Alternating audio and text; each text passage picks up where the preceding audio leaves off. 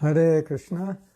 We're continuing our talk on leaving our body. The art of dying, you could call it, the last moment.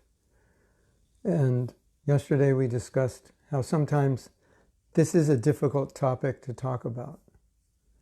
And sometimes we're resistant because we want to create kind of a bubble of illusion around our life and pretend that the miseries don't exist. And then we had discussed how Srila Prabhupada is the transcendental bubble popper. He's popping the bubbles of illusion.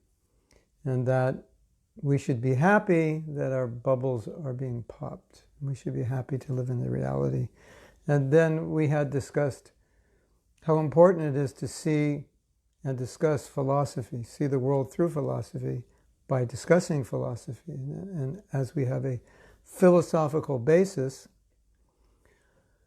for our outlook on life, then everything becomes easier to deal with. And we don't have that philosophical basis. We can often panic, go into hysteria, become extremely stressed because we can't control situations. And when we have faith that the control is in Krishna's hands, whatever is happening to the devotee is ultimately, we ultimately will be protected by Krishna. We can be peaceful. So that we discussed other things, but those were some of the highlights from yesterday. Of course, there are many things we discussed, and these classes are being stored on my Facebook page.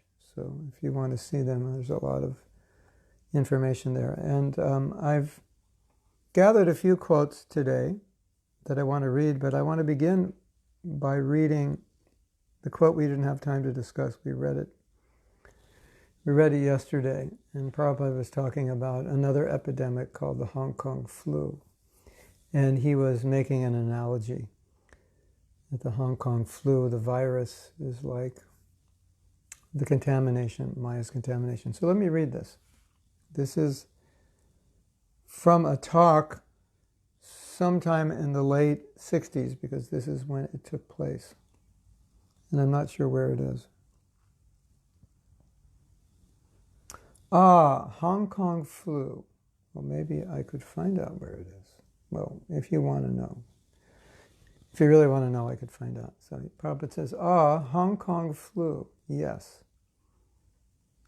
So everyone took that vaccination. So our Hayagriva Prabhu took me also. All right, let us have. So in other words, Prabhupada saying, he went to get the vaccination. It was kind of serious. So there was no attack because he got the vaccination.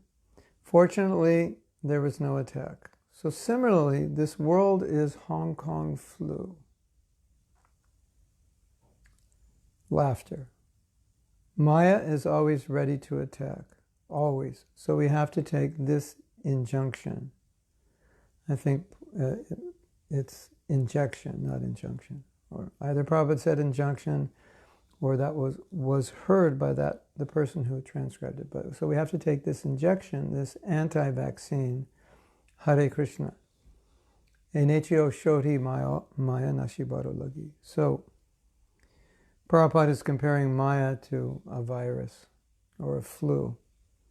And the injection, the vaccine to the flu is the Hare Krishna mantra.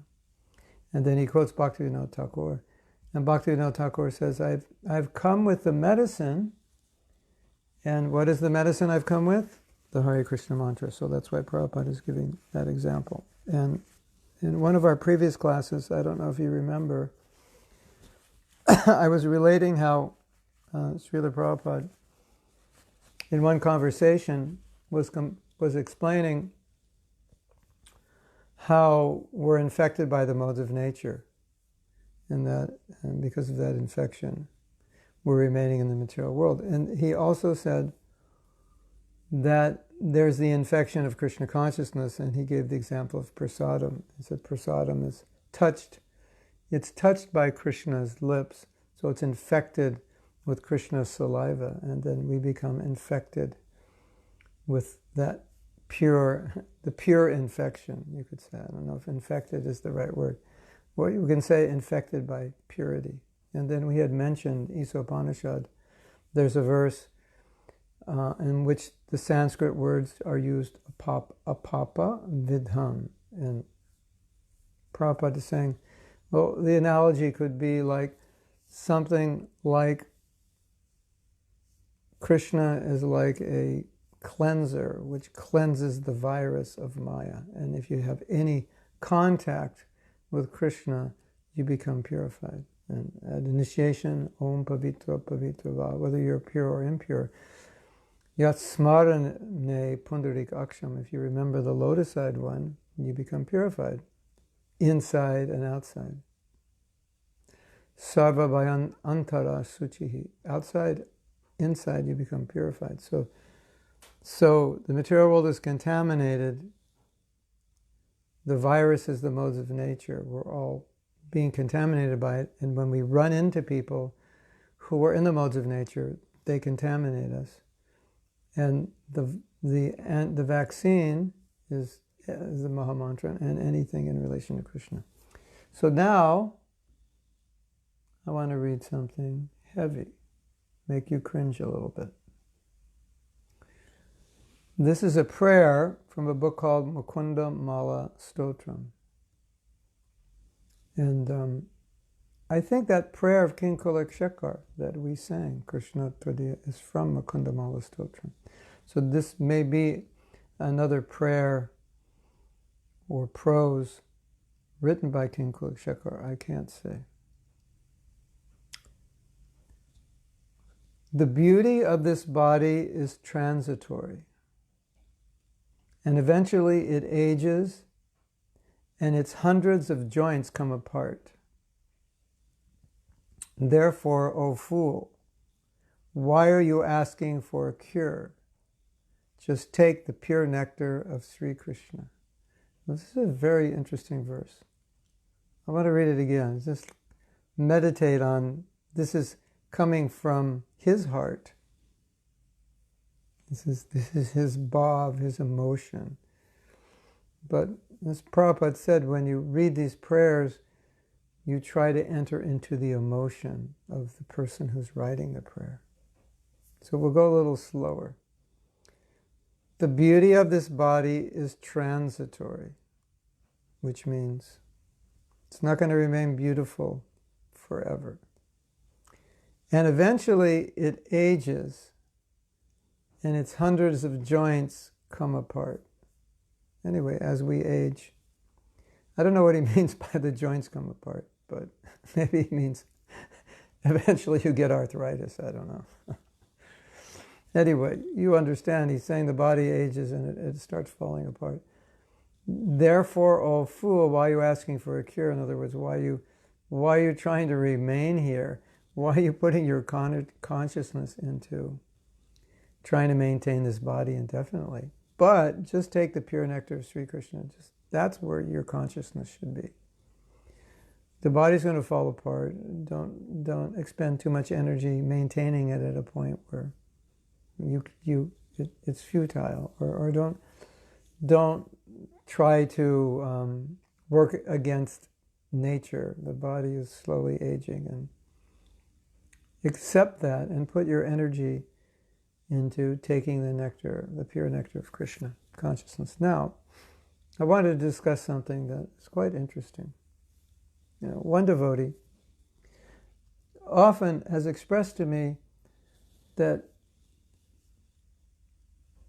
she doesn't feel ready to go back to Godhead. Or even expressed the doubt that maybe I won't like it.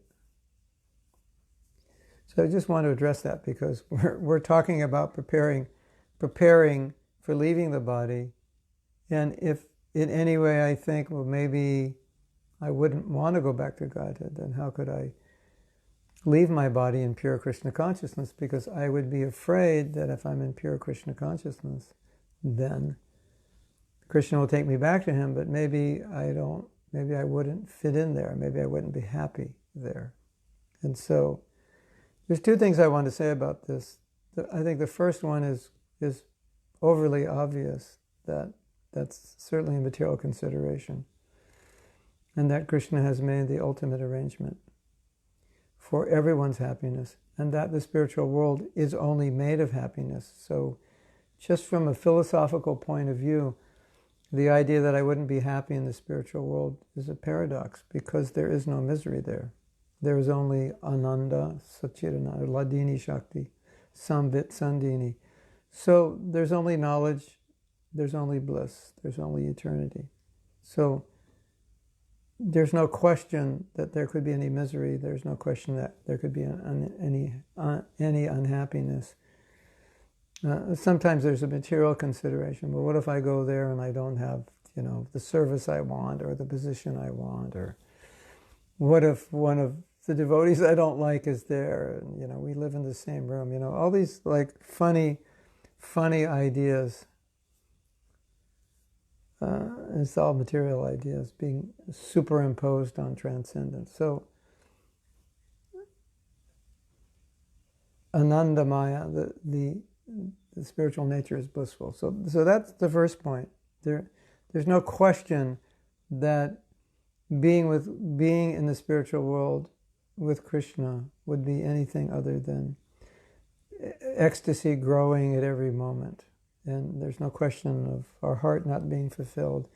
It's not like when you get there, you'll think, oh, why am I in Sakiras? Why wasn't I put in Vatsalyaras? And why do I have to make cow dung patties? Why can't I make flower garlands? And why am I not getting called to Rasa Leela? Why is there not room for me in Rasa Leela? Why was I left out? And all these material considerations. And, what if I miss my husband when I get there? And, that's not going to happen.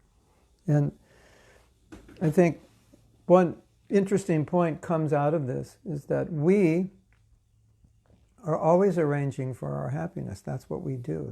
That's what our whole material existence is, just an effort to arrange for our happiness. I mean, if you think about it, at least from the material point of view, and before we became Krishna conscious, that's basically all we do, is just arrange for our material happiness.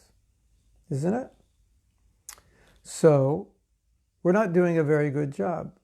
And so Krishna has arranged for it. So obviously he can do a better job than we can in arranging for our happiness. Do you agree? He can do it better than you?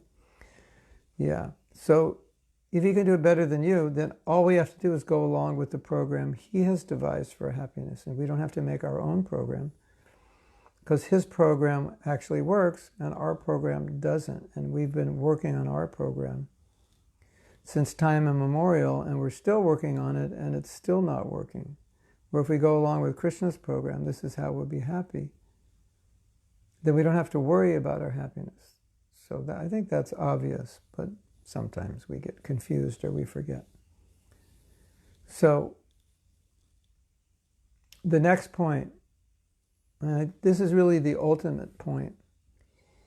If Krishna wants us to go back to Godhead, which of course we know he does, and even, let's say, for the sake of argument, we had doubts that we would be happy there. The point is, if Krishna wants us to go there, then we should not be thinking whether or not that will make us happy. That's still material thinking. The thinking of a devotee is what will make Krishna happy. And so just the thinking that maybe I won't like that is immature. Because whether we would like it or not, the attitude of a devotee is, I don't think about what I would like or I don't like. I think about what Krishna would like. So if Krishna wants me to go back to Godhead, then why would I think, well, I don't know if I want to go. I'm hesitant. Maybe I won't like it. It's that we don't think about, we're not supposed to think about what we like or don't like. But let's take that one stage further. If you take it one stage further, then the pure devotee says, well, Krishna, whatever you want. If you want me to go back to Godhead, I'll go. But if you want me to go somewhere else, I'll also go. And the point is that the devotee is happy in either situation. So it's not like, well, I don't know if I'll be happy in the spiritual world. When you're Krishna conscious, wherever Krishna sends you, you're happy to go because you have service. So thinking about whether I'd like to go back home, back to Godhead or not, or maybe I'll miss my dog if I go there, and whatever crazy thought we might have. That's not the way we're supposed to think. We're supposed to think, what is it that Krishna desires? And I've often said that when you take initiation, your spiritual master is promising to take you back to Godhead, and your job is to follow him. So even though at some point in your spiritual life you might say, well, I've lost my desire to go back to Godhead, I don't care, I'm okay in this world, or I'm even happy here, or I'm attached to things in this world. Well, let's say, for the sake of discussion, you end up like that. But the point is, it's not about what you want. Your spiritual master wants you to go back to Godhead, so that's what you do, even if you didn't want to go back to Godhead. Right? You agree? That's what Krishna consciousness is. It's somehow or other, we have to get over this thinking that, well, I'm not going to do this if it doesn't make me happy, and I'm only going to go back to Godhead when I'm satisfied that it'll make me happy, or it's too hard to go back to Godhead. It's too much austerity, and I don't want to make that effort. No, that's not a decision that we are meant to make. We are meant to make the decision that what my guru wants, that's what I want. What Krishna wants, that's what I want. So even if I don't want to go back to Godhead, not because I'm liberated, but because I'm materially attached, it's not about what we want or don't want. It's about what Krishna wants. And as I've said hundreds of times, Krishna's waiting for us, and he's wondering when we're going to get there. And we're thinking, well, I don't really want to go. No, it's not about what we want. It's about what he wants. And knowing that he wants it, and knowing that your guru has his job is to get you back to Godhead, you should go. Don't make his job difficult. This is why he's here. He's here to take you back to Godhead, not to come back in another life to get you. So to think that maybe I wouldn't like it, or whatever we're thinking about the spiritual world that would prevent us from going there, it's not the way to think. It doesn't matter, even if you didn't like it. It's, if Krishna wants you there, don't worry, you'll be okay. If you satisfy Krishna, you'll be okay. So I just want to go back because there were some comments.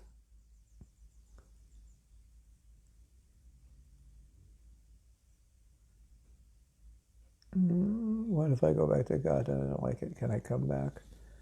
No, you're stuck there.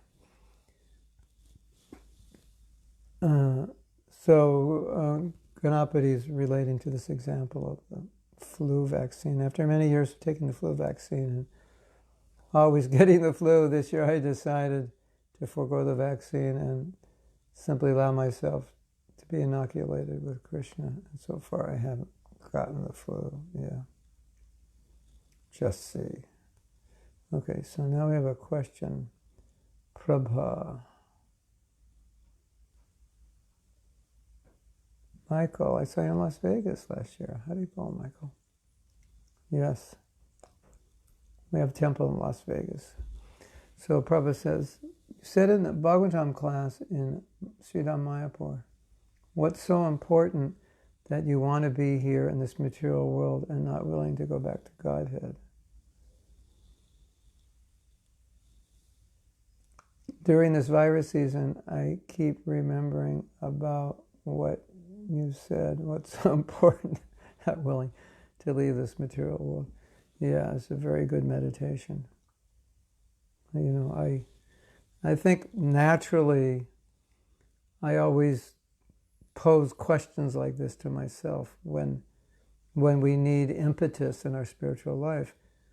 Then we ask these kinds of questions, and they're really important questions because they help us so much. And obviously, when you ask that question, say, well, what is so important in this world that it would keep me here? And you may have an answer, but the right answer is nothing.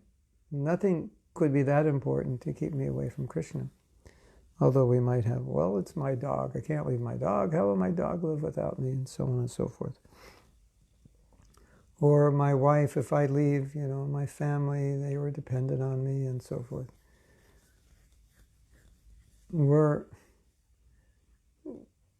There needs to be some faith that, well, Krishna will take care of that. Don't worry. You don't have to worry. There's nothing important enough to stay in this world. Other than, if Prabhupada wants you to preach, yeah, okay, then he'll arrange that. That we don't mind if that's his desire, but that's different. So make your list of what's keeping you in the world, and then look down the list and say, how important, is that more important than being with Krishna? And if you find something that's more important than being with Krishna, then let me know and I'll pray for you. Or first I'll cry for you and then I'll pray for you. As I've often said now, and Prabhupada used this phrase, I don't know if you've heard this, Prabhupada said, you're on the threshold of deathlessness. In other words, you've come to Krishna consciousness, now you have this process, so it puts you on the threshold of deathlessness. You're right there. So now that you're right there, why would you turn back? It makes no sense. You're like so close. You've come so far, so many lifetimes. You can't remember all the lifetimes, but we've come so close. So to allow some little attachment to keep us here is utterly ridiculous. Isn't it? So Satyarupa says, the devotee who you mentioned perhaps went prematurely back to Godhead when she desired. So in Vrindavan, it's okay, well, up there for her in Goloka. Well, Satyarupa wants to follow. I told the story of this devotee who just felt like, well, I'm just ready to go back to Godhead and I don't really need to stay here, and then Krishna arranged that. I think Satyarupa is asking if that's okay, because I think she wants to go like today about right after class, that would be good for her. And my point was only watch what you pray for, because if you pray intensely like that, Krishna may make that arrangement. There were actually 2 devotees I know, and it happened, I think, within a few months of one another. And they both died like that in accidents, just finished. If that's what you want and you pray that way, it could happen. But I would say a better desire is to pray for what Krishna wants. Krishna, you want me here, you want me there, that's up to you, I want to serve. That's the higher prayer. But my only point of telling those stories was just a warning. If that's really what you want, it could happen. So, a lot of us sometimes think, oh, I wish I could just go back to Godhead. This world is driving me crazy, especially now. There's so much uncertainty, and just, Krishna, get me out of here. Well, he might. Yeah, you pray that way, maybe you'll get the coronavirus, and in a week or 2 you'll go back to Godhead. So it was just kind of a warning that if you seriously pray that way, Krishna could fulfill that. And probably some of you are going to pray that way because you just want to get out of here. But a higher stage is to pray, Krishna, whatever you want. But if you really want to go back to Godhead and you pray that way, just don't think that prayer is taken lightly by Krishna.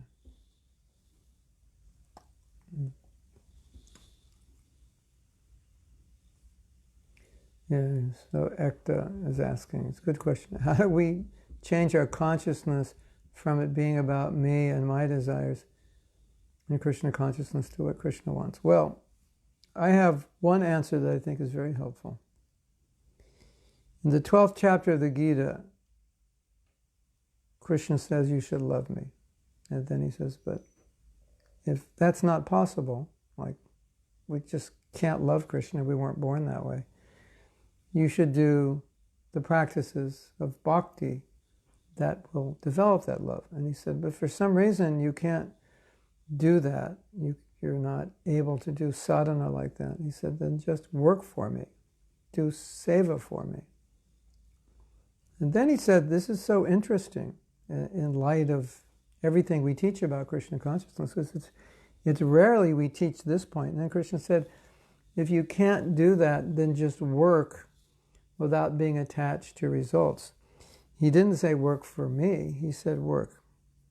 Give up. Basically he's saying don't work for yourself. And think about that. Have you ever heard a devotee go out on the street and tell people, well, you should take to Krishna consciousness, but if you can't, join some welfare group and serve others? You never hear a devotee say that.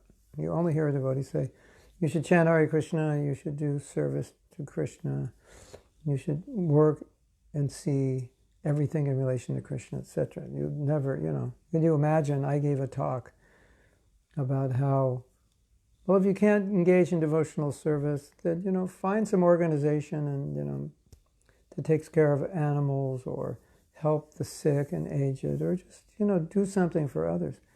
I could imagine that some devotees would be taken aback by that, and I would be criticized for saying that. But that's what Krishna says. So let's analyze it in relation to your question.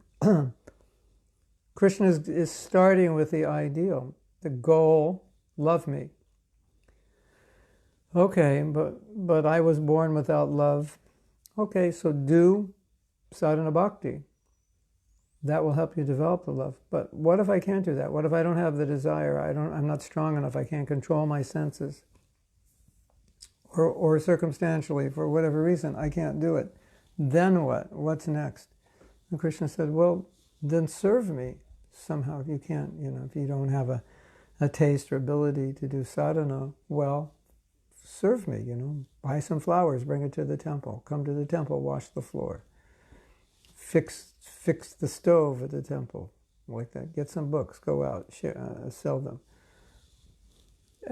But if you can't even do that, at least do something for somebody else. So what's the point? In relation to your question, how do we go from my desire to Krishna's desire?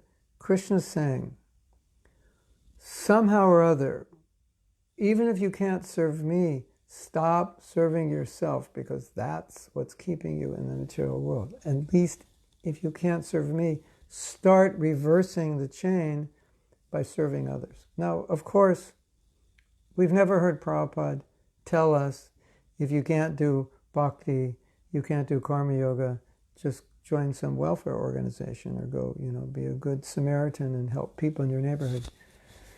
He never said that, because generally everyone can take to Krishna consciousness in some way.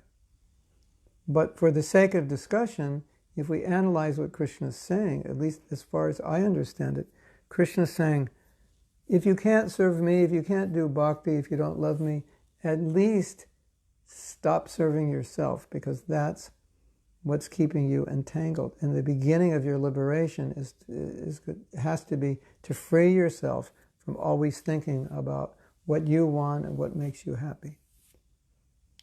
So that's the beginning. Stop. And Prabhupada said one of the best ways to do this is to think about how to spread Krishna consciousness, because as we think about how to spread Krishna consciousness, we're thinking about the well-being of others. And the more you think about the well-being of others, guess what happens? The less you think about yourself. And the whole problem is we're always thinking about, what do I want? What will make me happy? What would I like to do today? What don't I like? What do I like to eat? What don't I like to eat? What bed I want to sleep in? What bed I don't want to sleep in? What clothes I like? What clothes I don't like? I mean, our whole life is about, what do I like? Or just think when you go shopping, not for necessities, but you're shopping for clothes or shopping for this or that, and you think, what do I like? What color do I like? What style do I like? Are these shoes comfortable? Do I like them? Do I like the way they look? We're so absorbed in that we don't even notice that that's how we think all the time, isn't it? We're so accustomed to think that way. Oh, I didn't really like that song, but I like this song. It's like, does it really matter what song you like or don't like, or what dress you like? And in the ultimate scheme overall of things, what matters is what Krishna likes. and how you can please him. And so that's where we're trying to get to in our mind, right? So if you can think in everything you do, is this pleasing to Krishna or not? Will this please Krishna if I do this? Or will it please him if I don't do this? Then you can start overcoming your selfishness. And I found for myself that Krishna gives me lots of opportunities to overcome myself, to get out of myself. In other words, to do things that I don't like doing, but are valuable in service. And I always appreciate that. So, okay, here's an opportunity. I can do something that it's not what I want, and I'm even uncomfortable or it's austere, but I know this is pleasing to Krishna, and so there's a level of satisfaction in doing that you can't get from doing what you like to do. So it's, it's a bit of a paradox, but you're doing something you don't even like to do, or you're doing something that's uncomfortable, but because it's pleasing to Krishna, you feel this sense of satisfaction that I'm able to offer myself to Krishna. So it goes back to the other idea we're talking about, do I want to go back to Godhead or do I not want to go? Well, it's not about whether we want to go or not. It's about what Krishna wants. And so everything has to be considered within that context. And I know this is such a simple point, but sometimes the simplest of points get missed because of our conditioning. And it's just interesting. We're so used to thinking about what we like. I don't like the color of that, or that person wears these kinds of earrings, and I just don't think she looks good, and I don't. It's like it's endlessly stupid about how we look at the world, and all the things we like and and don't like, and how we get bothered by things we don't like. It's just insane, isn't it? When then you read in the Bhagavatam, I think it was about Pradyumna, Bhagavatam said, or Prabhupada mentioned about Pradyumna, it said that he never thought about what he liked. And if he liked something and he found out that Krishna didn't like it, then he didn't like it. That's not that he didn't think about liking or disliking, but he found out that if he liked something but Krishna didn't, then, no, I don't like that. And if he didn't like something and Krishna liked it, then, no, I like that. We can take this one step further. Let's look at bhoga offering. So you're cooking something for Krishna, and you don't particularly like it, but you know Krishna likes it. So you cook it for him. I once had this policy when I would cook for the deities. I think I had this policy. If I didn't, I should. That I wouldn't eat anything I cooked. And people say, well, you have to eat what you cook to know if it's good. Well, I can ask others. And obviously, if you're a good cook and you're cooking the same things over and over again, then it all comes out just fine. So I had this policy. When I cook for the deities, I would not taste anything because I didn't want that thought in my mind of how am I going to enjoy this? So that's the idea. And so that's what we're trying to get. That's what love means. And love means that the only way you experienced happiness is through the happiness of your lover. You can't experience happiness independent of that. And the example of that is Radharani. This one time Krishna had a conversation with her, and she was following Krishna. I think she was walking on thorns and like that. And he said, why are you following me like this? And it's so difficult. She said, because I'm concerned that you may suffer and I have to take care of you. And he said, but don't you feel pain? And she said that the only pain I would feel is that you're unhappy. And if I'm feeling pain but you're happy, then it's only happiness. So that's the definition of love. And so when you define love that way, then we realize, yeah, I love my body because I just want my body to be happy. But love in Krishna consciousness, love for Guru is, well, this is what they want me to do, so I'll do it. And even though it's painful sometimes, or difficult, it's good for us. So, I hope that helps you. Okay.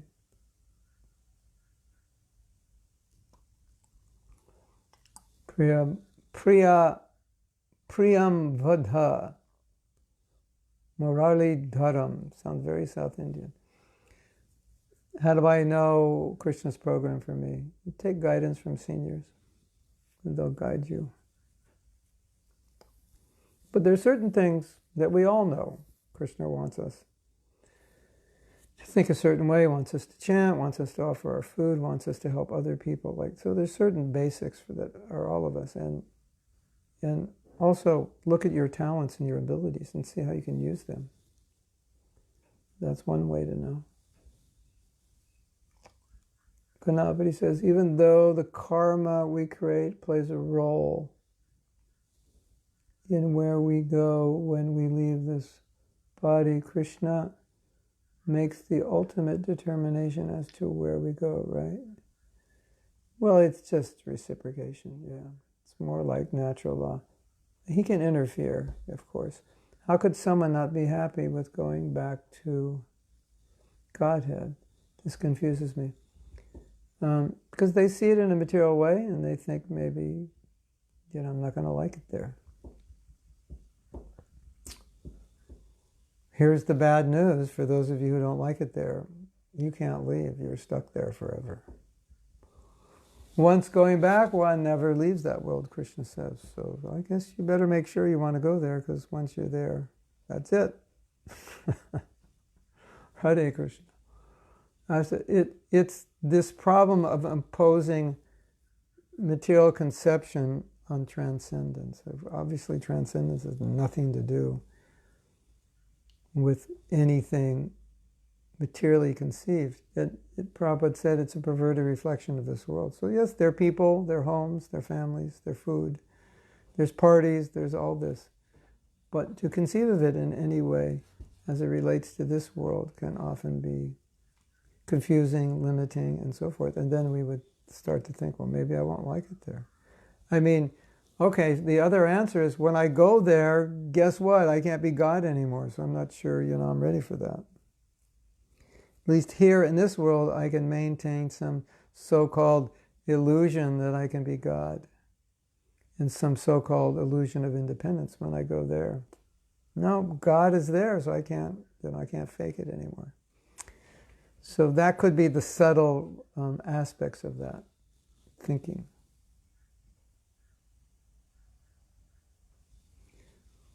Is it not the most important factor for Krishna is our desire to go back to Him?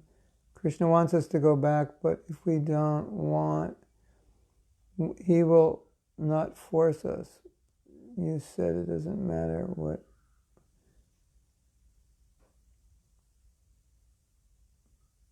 we want, it matters what Krishna wants. It's a bit confusing. It seems Krishna is waiting for us to develop a desire to go back to Him. Well, sometimes, yeah. So Krishna's not going to force you to love Him. That we understand. But sometimes, fortunately, if we have a sincere desire to be Krishna conscious, but we have a hard time manifesting it due to the nature of attachment, sometimes Krishna will force us. He'll interfere. He'll do something. Like with a Jamil, he made a Jamil chant the name of his son, Narayana. Narayanayana. Om Narayanaya Namaha. So he was chanting Narayana, Narayana, Narayana. Krishna made him do that. So there was some sincerity in there. Krishna took advantage of it, even though a Jamil couldn't. So sometimes Krishna creates a situation because He sees your sincerity, but He sees you're so fallen that you can't manifest your sincerity, so He'll intervene. But if that desire is not there, then He's not going to intervene. He'll just allow you to continue according to your desire. That's just nature's law. It just happens like that. So that's why we have to say, what you desire is extremely important, or it's everything in your spiritual life. Sincerity is everything. And that's what Krishna, I think we were talking about that in Mayapur. Krishna reciprocates with your sincerity, not your material qualification. And even if you're conditioned, Krishna still can reciprocate with your sincerity, because he always sees that. He sees below the conditioning. So, I may be somewhat materially attached, but I don't want to be. And Krishna sees behind the weakness is the desire to rise above the weakness. And that's what he reciprocates with. And that's why Krishna helps us. And that's why Krishna could so-called intervene even when it seems like we don't have such a strong desire, because Krishna sees that, well, we do have a strong desire, but it's just due to circumstances not manifest. And that's just the reality of our conditioning. Isn't it? That we're being sometimes sidetracked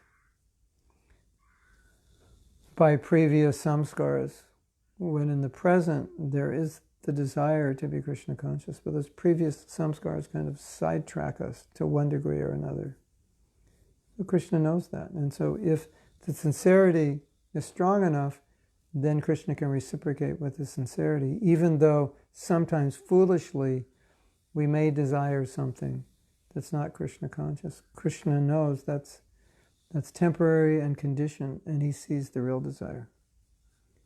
So you cultivate that sincerity and pray that can manifest. And Krishna, I'm so fallen, I pray blank. So even though I'm attracted materially, or I'm sometimes acting materially, I pray that I can overcome this. I pray to be detached.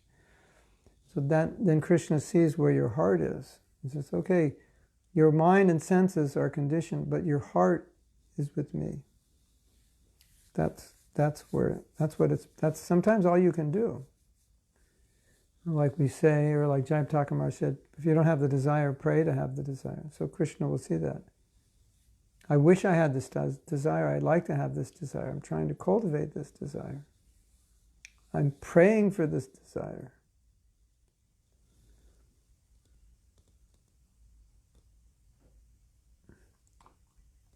Or pray for the desire to be able to only be concerned with Krishna's desire. That's good. Right? Okay, I have some more things to read. But okay. How do I convince someone that this is important for me if they're constantly giving me examples of people who left Krishna consciousness? Tell them only a fool leaves Krishna consciousness. Why should I follow the example of people who failed? Yeah. Well, give them all the examples of people who didn't leave Krishna consciousness, like the whole disciplic succession, and compare the quality of those people to the people who left Krishna consciousness. And I think that kind of would clear up that doubt, Yeah, they say don't follow the crowd, because the crowd's always going in the wrong direction. So, okay, ordinary conditioned soul had trouble and foolishly left Krishna consciousness, but that's not what.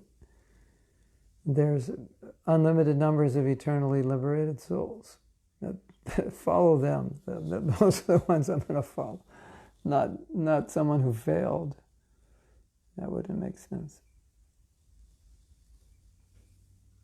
Yeah.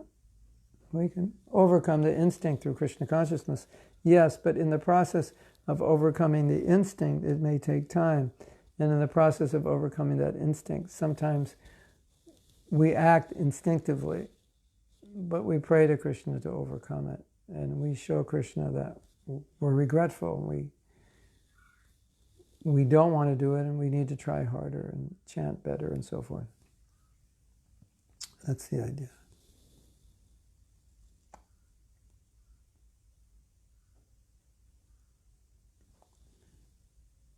Param says sometimes in Utsahi Maya stage, that's kind of the fanatical stage, one wants to immediately Krishna, and after that one realizes that we cheated ourselves. We weren't realistic. Yeah. Well, the thing is, I think the mistake that's made is like, let's say, like you play guitar, right? So the guitar is not really reciprocating per se because it's not a living entity. So there's a process. And if you have a good teacher, the better teacher you have, and the more you practice, the better you'll get. It's just a process. That you just follow that process and it's pretty much guaranteed. Play these scales, play this way, learn this style of guitar, learn that, learn this fingering, learn this picking. And you do that and you follow your teacher, you're going to learn it. So if you look at Krishna consciousness like that, it's different because it's a relationship. And so relationships don't always work mechanistically like that you just do this and this happens.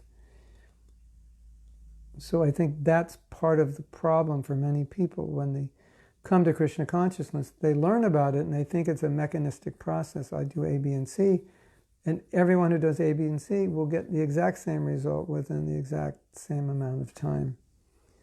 And it doesn't work that way. And then they become discouraged.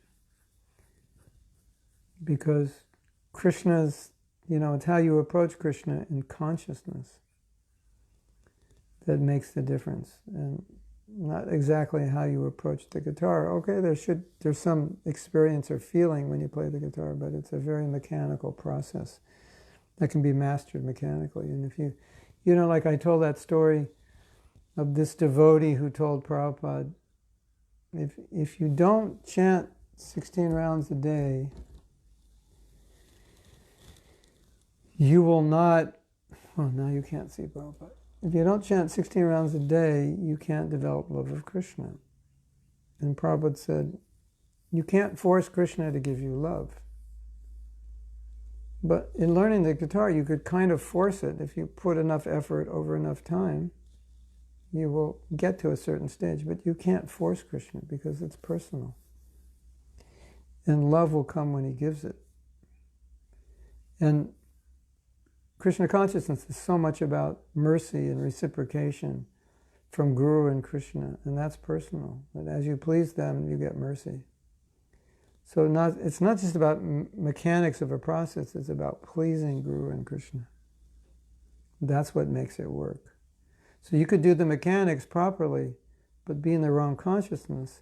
Let's say you're doing it out of ego. Well, I want to be considered the best devotee, the most advanced devotee. So if that's why you're doing it, you do the process, but it doesn't work. But if you practice guitar thinking, I want to be the greatest guitar player, that probably will help you. You'll practice harder. But if you practice thinking, I want to be the greatest devotee, you'll probably end up falling on your face. Krishna won't allow that to happen. So, because it's a relationship, it's not mechanical. So, we shouldn't think it's like I can buy Krishna with a certain number of rounds, or if I rise a certain time in the morning, or I learn a certain number of shlokas, I can buy him. I mean, I wouldn't want to say that doesn't help, and I wouldn't want to say you couldn't buy Krishna that way, but I just want to say that in and of itself is not going to buy you Krishna unless the right consciousness is there. But with something mechanical, like learning a guitar, your motive can be totally impure, and in some cases, that impure motive will actually help you. I want to be the best guitar player in the world. So you work really hard. But if you think, I want to be the best devotee in the world, Krishna will say, get out of here. I don't want to see your face. So you can chant all day, and Krishna's like, don't bother. Your chanting is just bothering me because you're just chanting to become the best devotee. So it's totally different. I saw this one devotee. It was sad. He's a nice person, but he had a hard time. He was trying to master Krishna consciousness, and he couldn't master it this way, and he became frustrated, and he left. And I later found out that before he was a devotee, everything he did, he achieved the pinnacle of success in study and sports and all his efforts. So when he came to Krishna consciousness, he was thinking he would do the same thing, and then he realized he couldn't do that. Well, I don't know if he realized it, but it didn't happen that way. He got very frustrated. He couldn't control the results like he could control elsewhere. Study hard, learn the material, you'll get a good grade. Practice, practice, practice, you'll get good at a sport. Lift weights, lift weights, lift weights, you'll get muscles, you'll get stronger. So he was doing that, and it wasn't happening the same way. And he was thinking he could control it like you could control something material. And he couldn't, and he actually left Krishna consciousness. Frustrated. It was like the first time he was never number one. He was trying to become like one of the top devotees. And so our goal is not to become a top devotee. Our goal is to love Krishna. I heard Prabhupada say something like, don't try to be a great devotee, just try to be a good devotee. It's like we're not trying to show off, we're just trying to please our guru.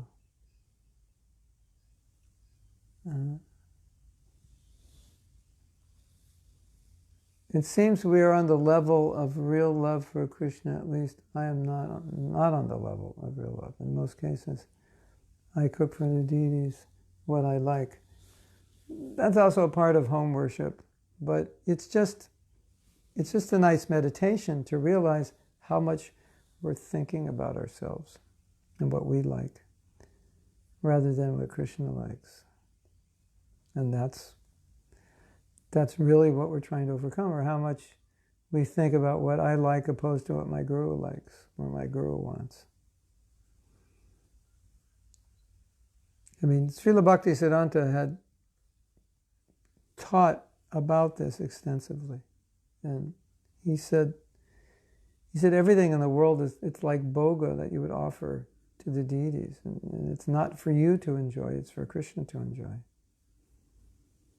So everything's for his pleasure. The kirtan, your japa, the class, it's all for him. You might enjoy it, but ultimately it's for him, for his enjoyment. And Krishna's happy that you're hearing class, and that should be your motivation for hearing. That he's happy, and it will help you. If he's happy, it's all good.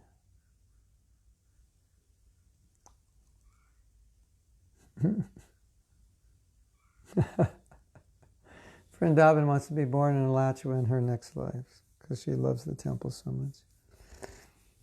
There's a better Alachua temple in the spiritual world. Next life, yeah. So we can't think of next life. We have to think of no next life in this world. But you can appreciate that now you live near the temple here, somehow or other. Krishna has made the arrangement.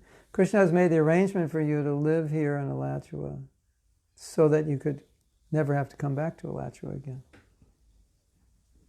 That's Prabhupada's desire, that we don't come back. So we could say, okay, whatever Krishna wants, but Prabhupada's desire, we don't come back. So, that's what we do. Krishna Karshani says, I thought maybe it's better to cooperate with Krishna, let him take us back to Godhead in a gentle way. Otherwise, he may do it very harsh and dramatic. So better be cooperative. Yeah, I think that way all the time. If I don't go along with Krishna's plan, he'll probably force me to go along with it somehow. So rather than being forced, I'm just trying to get some more light over here because all the light's coming in over there. So rather than being forced, now you can see another part of the office. Not so beautiful, right? And yeah, I always think like that. I like it better here because I can see Prabhupada. Yeah. So I always think like that. Rather, I don't want Krishna to force me, but there's another reason that Prabhupada would say, like, a devotee doesn't want to engage Krishna in his service. So if I make the effort to be Krishna conscious, then Krishna doesn't have to come and like mess my whole life up, so I surrender, because I just did it on my own. So that way I don't have to engage him in my service. So that's how a devotee thinks. Better I do what I should, so Krishna doesn't have to come around and make sure I do what I should. So, Yogita, the yogi from Italy, Martha Yogita. How are you? How's Italy? Wow, Hare Krishna. Taking care of someone who needs to be helped, human or animal, dog, cat, cow, and having a good sadhana means moving away from Krishna consciousness, or can it be considered a good quality? That you have to see. Because just like we were talking yesterday about Bart Maharaj, he took care of the deer. That moved him away from Krishna consciousness. Taking care of a cow will not move you away, because cows are dear to Krishna. But the point is, yeah, this is an interesting question, because even Krishna consciousness, so-called, could take you away from Krishna consciousness. That's an interesting idea, isn't it? And even something not Krishna conscious, so-called, can bring you closer to Krishna. It all depends on your consciousness.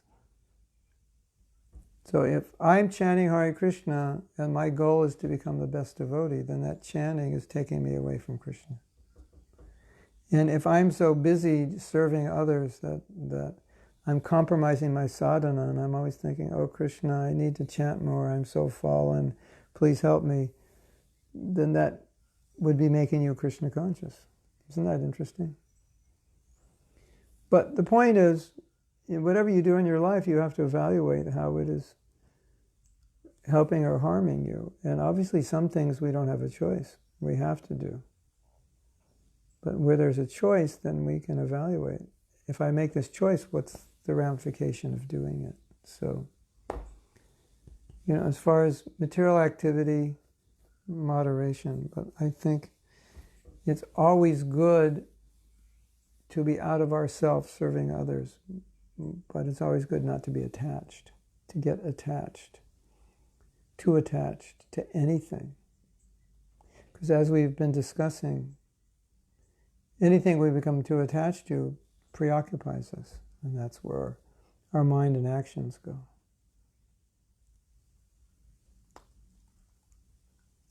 Krishna reciprocates with your desire. You want to go back to Godhead tomorrow? He could arrange it.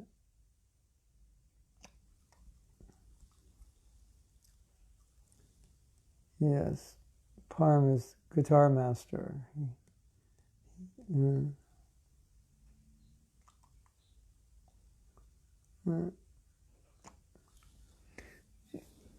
This reminds me of two beautiful prayers in the Bhagavatam.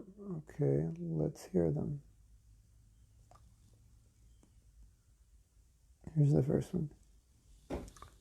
Please tell me so that I may be taught in the matter by the instruction of the personality of Godhead, and may thus act instrumentally to generate living beings without being conditioned by such activities. That's Brahma. In other words, I don't want to become proud.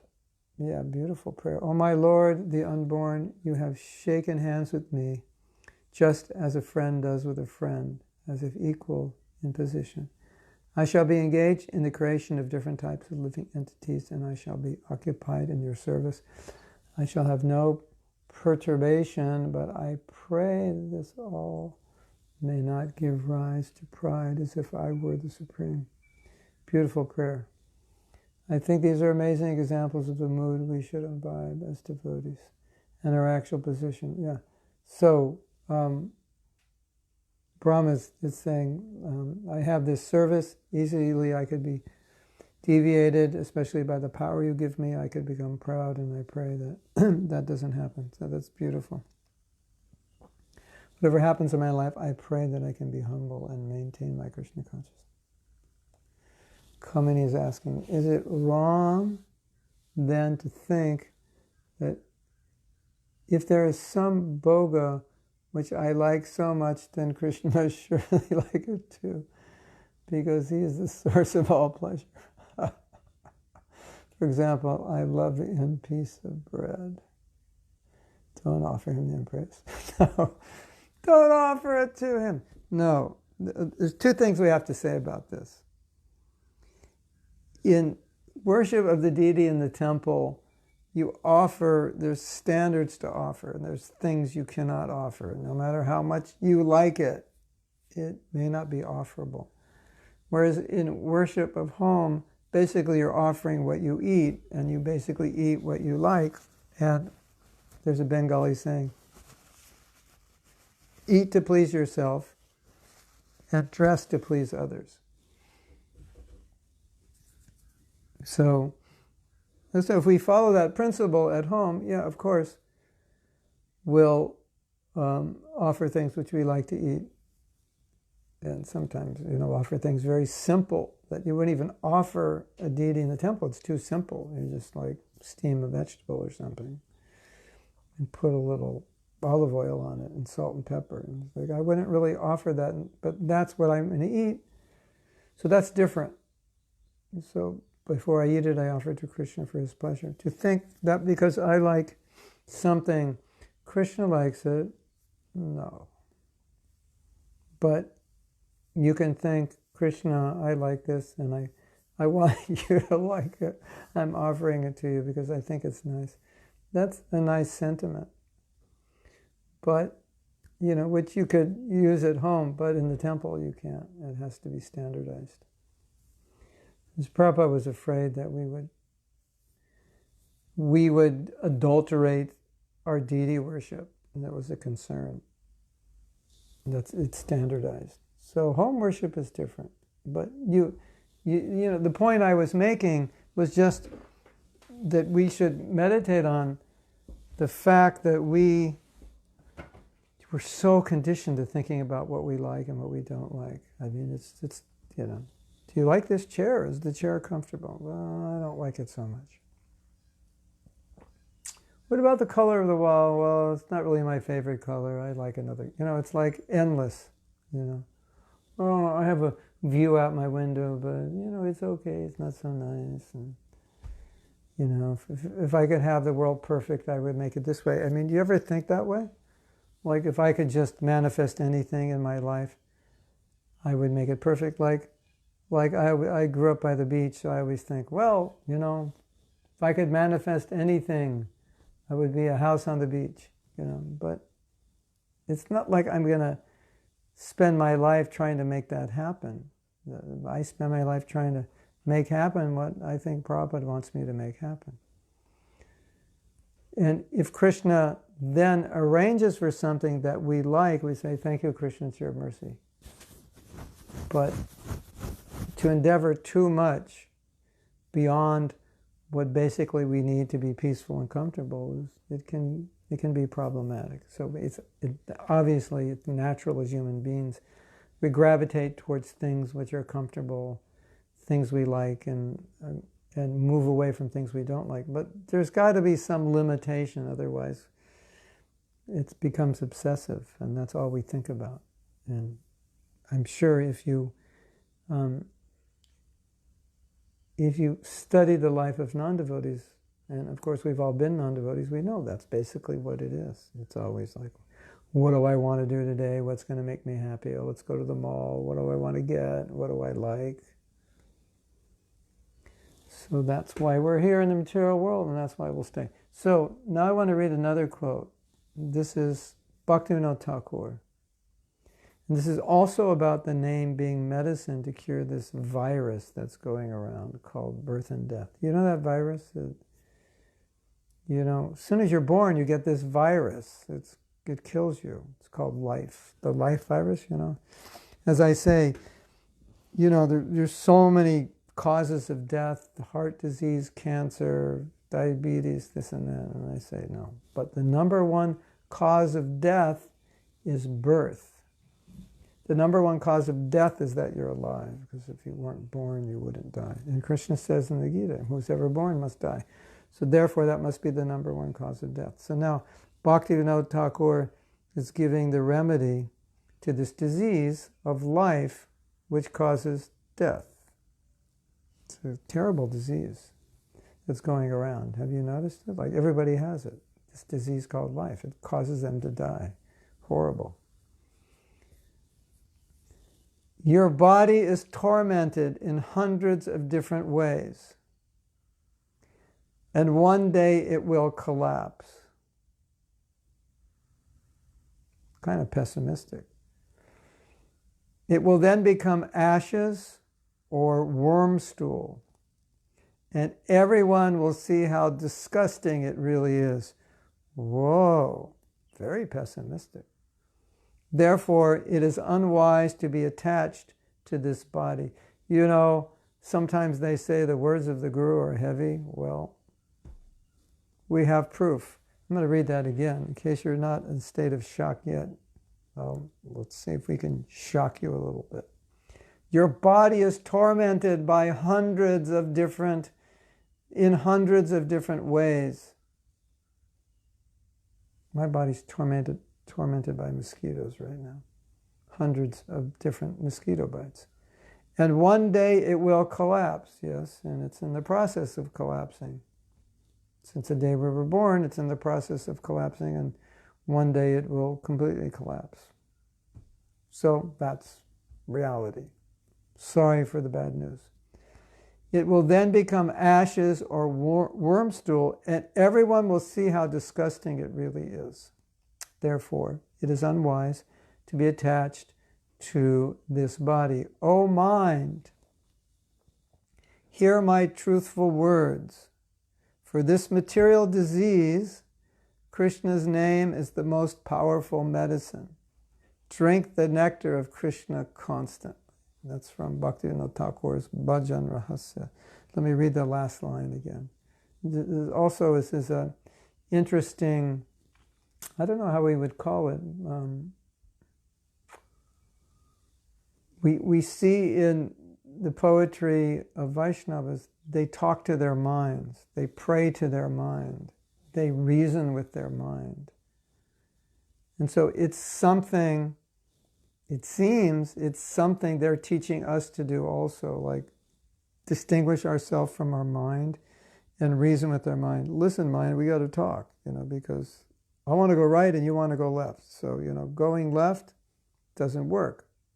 These are the reasons. So we need to go right. It's like, the intelligence speaking to the mind. O mind, hear my truthful words.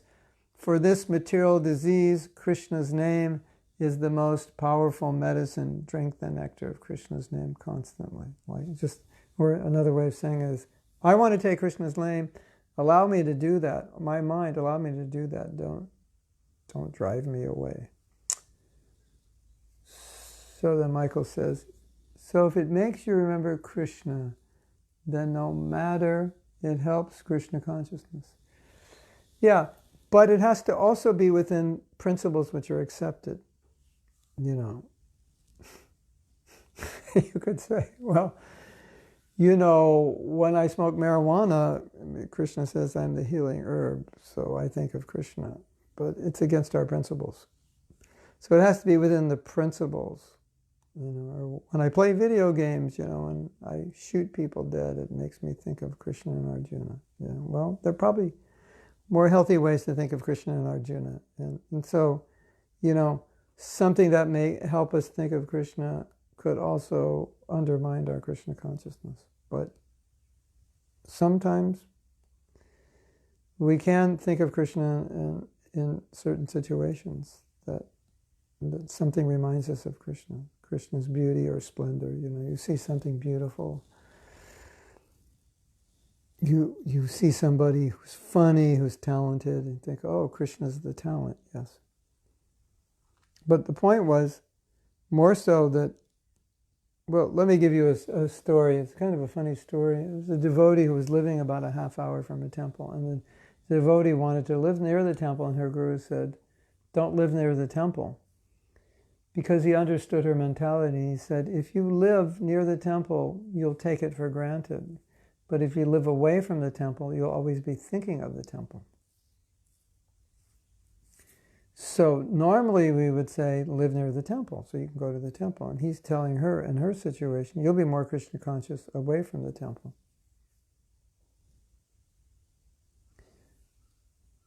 Interesting, right? Life is interesting. Should we read a few quotes from our document? We still have more to read.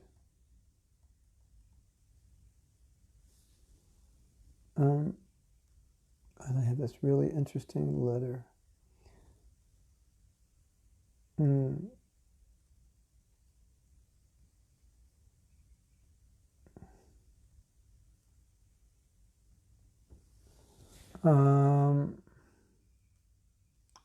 I have to study this letter, but okay, I'm going to tempt you. This is a question I asked. This is to an astrologer, respected astrologer. What's your take on the current situation from the karmic astrological perspective? Are innocent people suffering the karmic consequences created by the sins of today's populace? Or is individual suffering a consequence of individual karma, and thus dying now is not caused by the virus per se, but was in their destiny? We also read things online about how planets can cause these kinds of things. It makes it sound like innocent people suffer when planetary alignments create disasters. But are these alignments happening by chance or in reaction to the killing of so many cows and embryos? So she gave an elaborate answer, which I didn't have time to completely read and digest. But I think this is a relevant point, and maybe you've thought of this before. So many people are now dying, and so many people are now suffering, and the whole world is suffering. And so one way of looking at it is saying, well, maybe all of a sudden, all these people, it just happened by coincidence that there's a lot of people karmically who are meant to suffer or meant to die around now, and so it's happening. But you remember what we read yesterday? And Prabhupada was saying that the more you kill cows, the more and more nature will react. And nature is reacting, but it's reacting globally. And often Prabhupada said, kill cows, there will be war. Right? So maybe karmically, I'm not going to die in the war, but I will suffer in some way as a consequence of the war. And maybe I will also die as a byproduct of the war. I'm not even a soldier. And so there is some reality that suffering of one affects another. And so there is this global consequence. And I think we discussed that yesterday a little bit. And so there's, this interesting idea. I was thinking about this idea, which it's just so interesting if you study Prabhupada's books. I don't know if we mentioned this, but if I did, it's so interesting. We can talk about it again. If you study Prabhupada's books, there's one thing that comes up that devotees don't talk a lot about, and sometimes devotees actually speak out against. But it's Prabhupada's concern for the material well-being of the cows, the material well-being of human population, human society. And if we talk about the material well-being of people, sometimes we're criticized. Why this is mundane welfare work, and that is not the mission of Krishna consciousness. It's not our mission to open schools for the public, hospitals for the public, lodging for the homeless, and so forth. Which is true as part of the mission of ISKCON. But when you look at the mission of the Brahmins, and specifically you look at the mission, our mission, if we were voted into office as Kshatriyas, our mission would be much different, because then we would definitely have to minister to the material well-being of people. But even us having said that, aside from that, the mission of ISKCON is very specific, but the mission of Brahmins is broader. The Brahmins are concerned, and proof of that concern, it's all over the first canto of Bhagavatam, where Prabhupada's talking about misleaders creating suffering for innocent people, so-called. So that's a reality, that innocent people can suffer in the hands of bad leadership. And it is a concern of the Vaishnavas that innocent people will suffer, even on the material level. You might say, well, why would they be concerned? Because they're only concerned with spiritual well-being of people. And yeah, in general, that is our concern. That is our focus. That is our mission. But it doesn't mean there's no concern about the material well-being of people. Otherwise, why was Prabhupada talking about it so much in his books? So he talks a lot about that. Isn't that interesting? And so it's not that we're not concerned. It's not that we're callous to that. But it may be practically that we're not able to, it's not our mission practically to always be doing things to help other people on that level. But at the same time, it's not that we're not concerned. And it's not that if there's an opportunity that we wouldn't do it in some cases, or we're callous to that kind of suffering. So I think that's an important point that comes out of this of the stories of Bhagavatam. It comes out in the killing of Vena, because the people were being tormented by King Vena and the Brahmins. They had to do something. So the Brahmins are very concerned about the well-being of people in general on the material level as well as the spiritual level. So that's an interesting meditation, this like mass karma. The Brahmins want to make sure that the kings are pious and then the people will be happy. And then obviously from that dharmic kings, then Krishna consciousness, there's the foundation upon which to spread Krishna consciousness. So that's, of course, the overarching aim. But still, the duty of the Brahmins and Kshatriyas is to ensure that people are happy materially and then also advancing spiritually. So I just thought I'd throw that in as something to consider, that devotees aren't callous to the material sufferings of people, and there are karmic consequences in which the whole world suffers, even though it's not part of your individual karma, but due to association and due to the misdeeds of people in power, innocent people suffer, which seems to be a contradiction to karmic law, but it's true. In every situation, to understand whether it's my karma or the result of someone else's karma that I've taken upon me, that may not always be so obvious, but that is a factor to consider. So, we need to read something, right, before we go. So let me pull it up. Let me find... Kamaniya, you know where we left off? We don't have much time, but I want to read something, just for dessert, so to speak.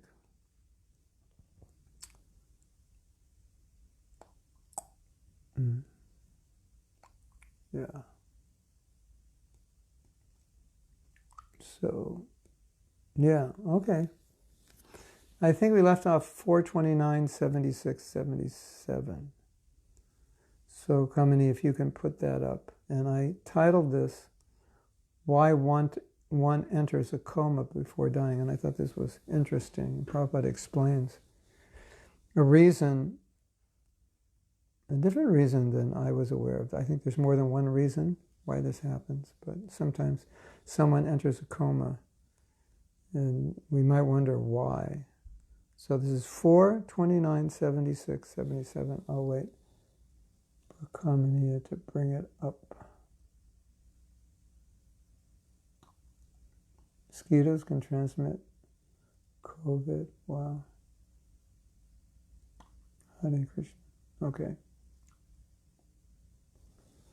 Sometimes it is found that a person on the verge of death remains in a coma for many days before excuse me,